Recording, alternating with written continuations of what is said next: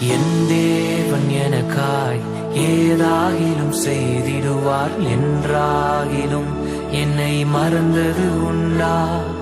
என் தேவன் எனக்காய் ஏதாகிலும் செய்திடுவார் என்றாகிலும் என்னை மறந்தது உண்டா? என் தேவன் எனக்காய் ஏதாகிலும் செய்திடுவார் என்றாகிலும் என்னை மறந்தது உண்டா?